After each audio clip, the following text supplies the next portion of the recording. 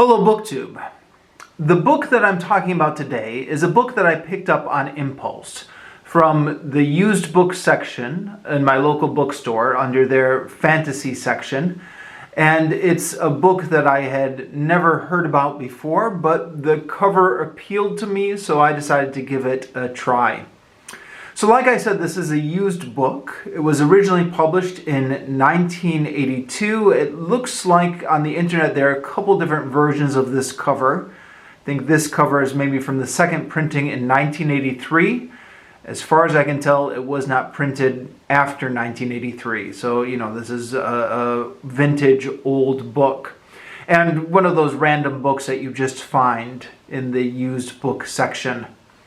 I have a bit of a soft spot for fantasy. Now, as I've mentioned on this channel a few times, I am unfortunately not as well read in the fantasy genre as I wish I was for a few reasons. I guess the primary reason is just I'm a very slow reader. So I only read a few fantasy books every year, but I would like to be the kind of person who just devours fantasy books, because I do often go to the fantasy section of the bookstore and just look at the covers and just look at all the different worlds that I want to get lost in.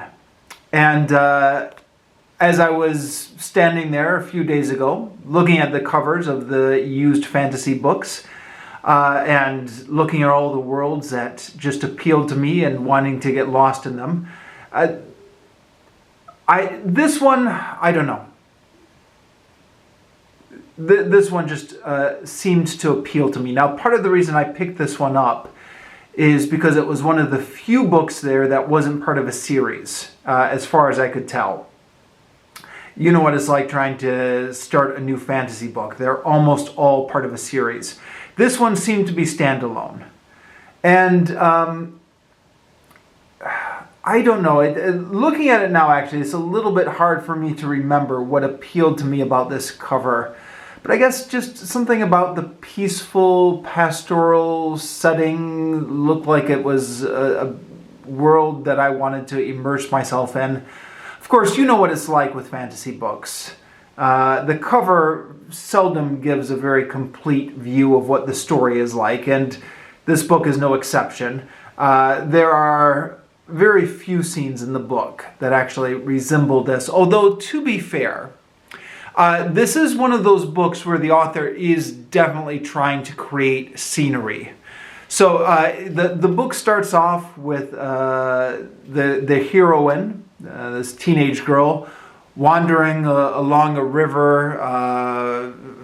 There are willow trees lining the river. She's listening to the birds singing. There are wildflowers along the river.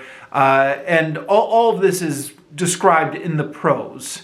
So the author is going through a lot of work to convey the beauty of this fantastical setting to you. And that's one example. There's several more examples like that throughout the book, where the various forests or the various grasslands or rivers or weeping willow trees are described in a way that conjures these images into your mind, and I guess that's a large part of the appeal of fantasy books, isn't it? So it does have that going for it. Anyways, I've looked for information on this book on the internet and can't find much. There's no other booktubers who've reviewed this. There's, I think, 2 reviews on Amazon, both of them short. 1 review on Goodreads. I guess as you would expect from a book that was published in 1983 and has been out of print for the last 40 years, maybe it's not surprising there's not a lot of information on the internet about this book. There is some information about the author, though. She has her own Wikipedia page, and has a little bit of an interesting bio. She didn't start work as an author until she was in her 40s. I don't think she started publishing in fantasy till she was in her late 40s. So, there's hope for some of us who are middle-aged yet. We might still break into it. And according to the Wikipedia bio, it looks like she was quite popular in her time, well regarded, had lots of fans, etc.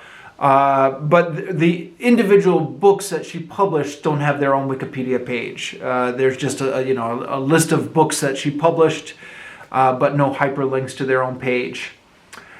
This book is there, and it is identified on Wikipedia as part of the Tyrnos cycle.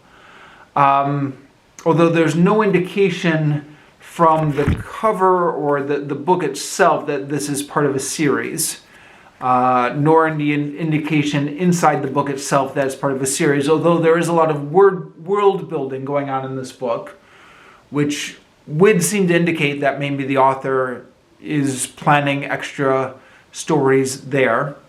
But the strange thing about Wikipedia is, even according to Wikipedia, there's only apparently 2 books in the Tyrnos cycle, which I guess brings to mind the question, how long is a cycle?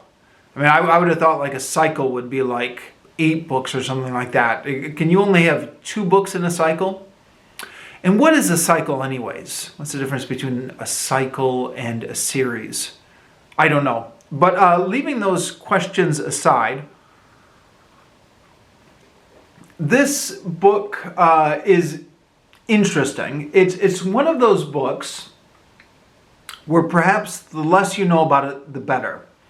So the fact that there's very little written about this on the internet kind of helped me in that regard.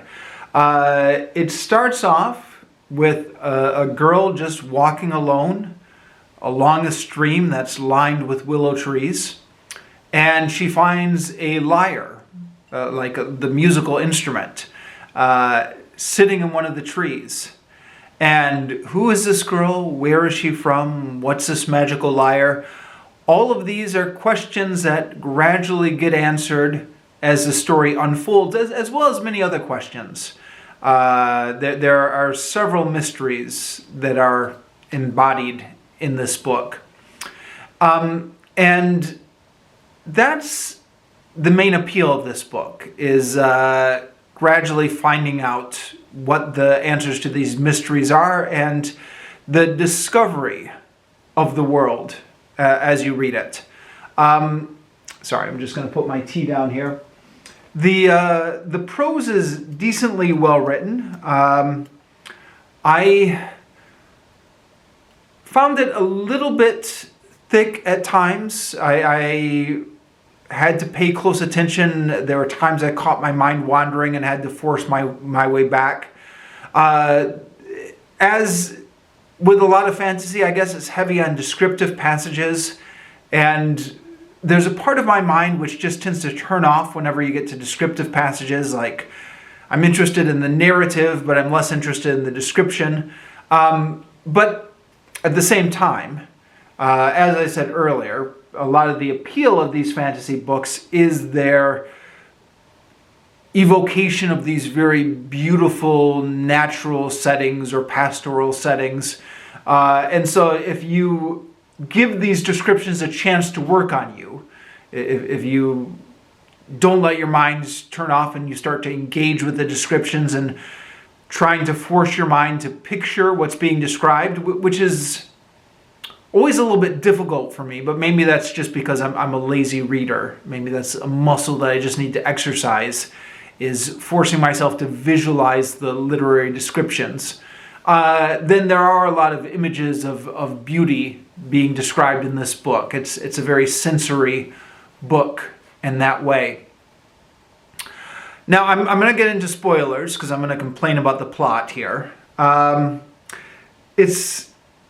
So consider this your spoiler warning if you want to turn it off here. It's a short book, 214 pages. And, short can be good. I don't want to complain about it for being short, but I did notice when I was about 125 pages into that, maybe, that we still seem to be setting up the world.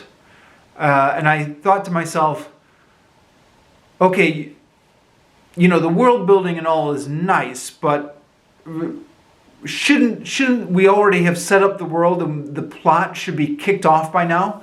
I mean, it was at that point where it seemed to me, I thought, this has got to be part of a larger series or something like that, right? We wouldn't be spending all this time still setting up the world without really getting into the plot.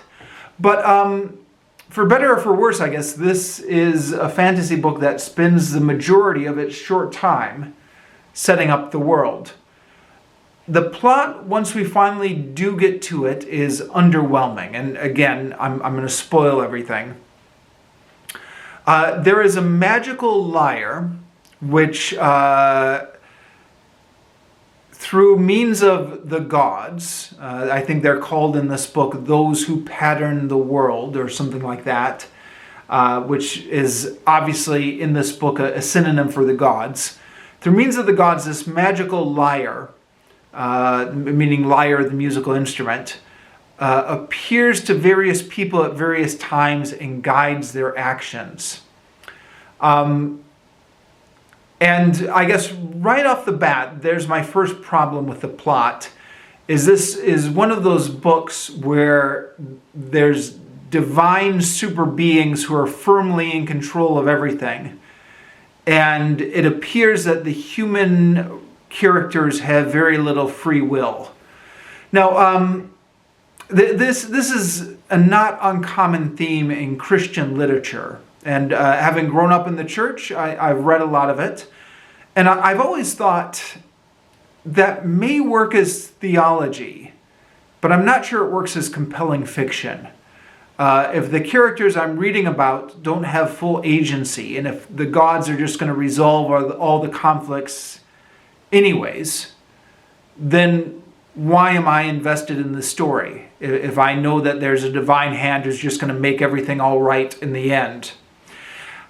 And I know a lot of Western literature has that element of divine intervention in it, but I've never been a fan.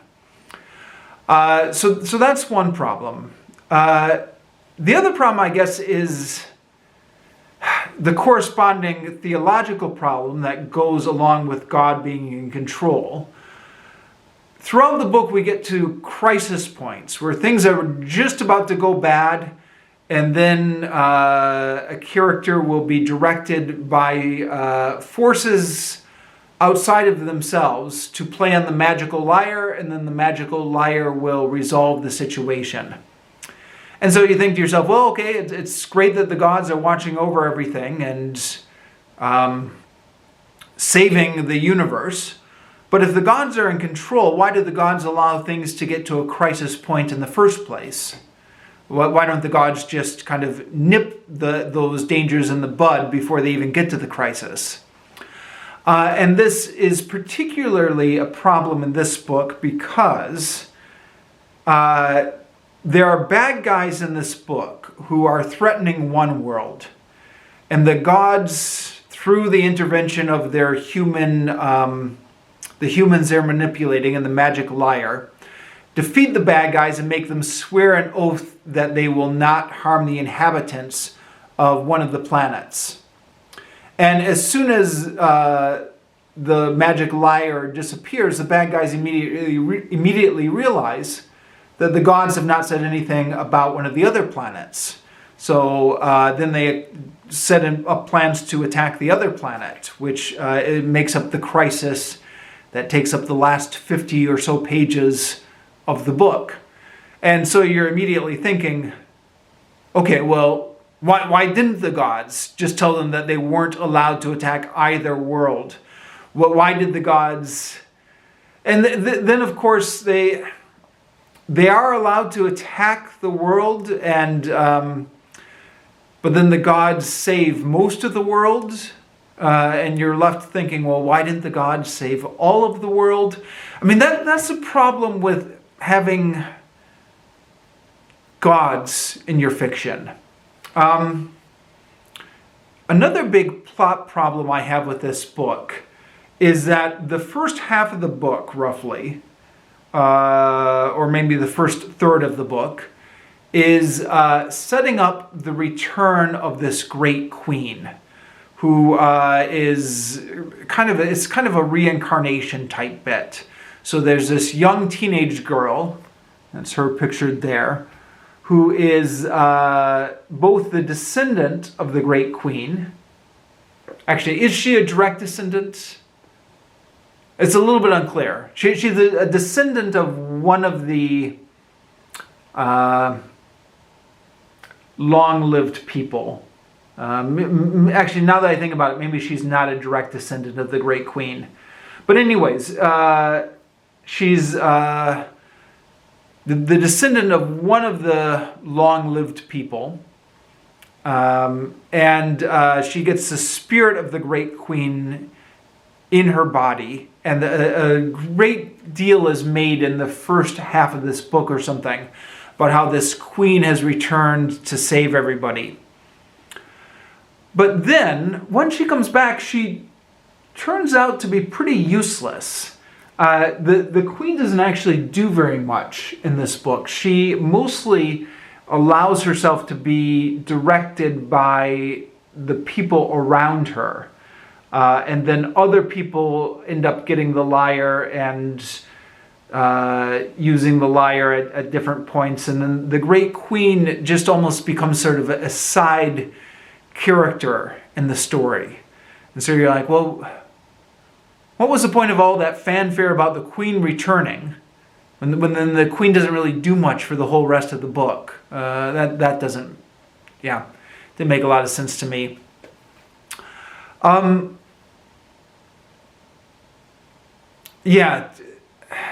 It's a book that obviously has its flaws.